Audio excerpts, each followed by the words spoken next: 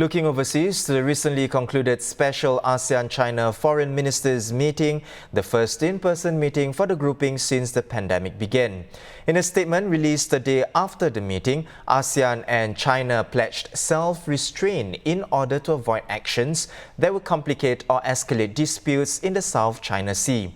And despite being high on the agenda, the crisis in Myanmar was glossed over in the post-meeting statement with simply a reference to maintaining regional peace and stability.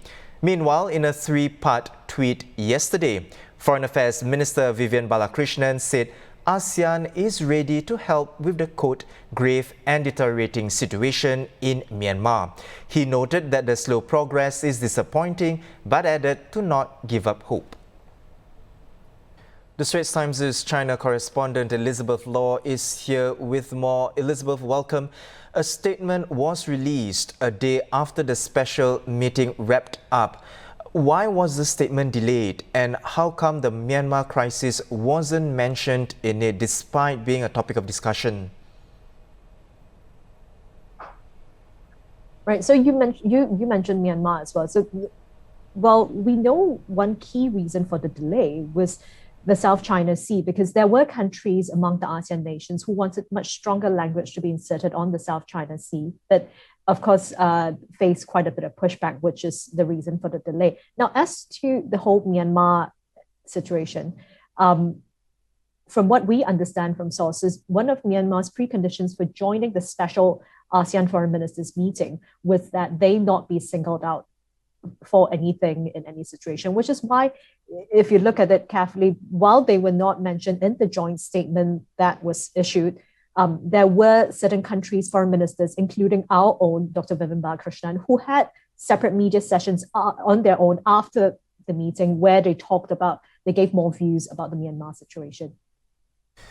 Elizabeth, in Dr. Balakrishnan's tweets, he acknowledged the slow progress of the talks on Myanmar. Now, considering that nothing concrete has been done on that front, is ASEAN basically ineffective in bringing about peace in Myanmar?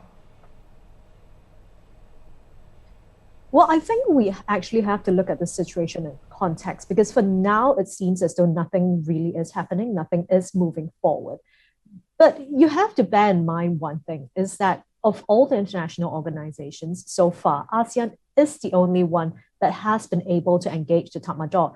And we can't say for sure that nothing has been happening, because they did actually also manage to convene a leaders meeting, a very special leaders meeting in April, and have Myanmar agree to the 5-point consensus. Now, of course, whether or not that consensus is being implemented is another question altogether. We also know that in recent days, the chair of ASEAN has visited Myanmar on a working visit.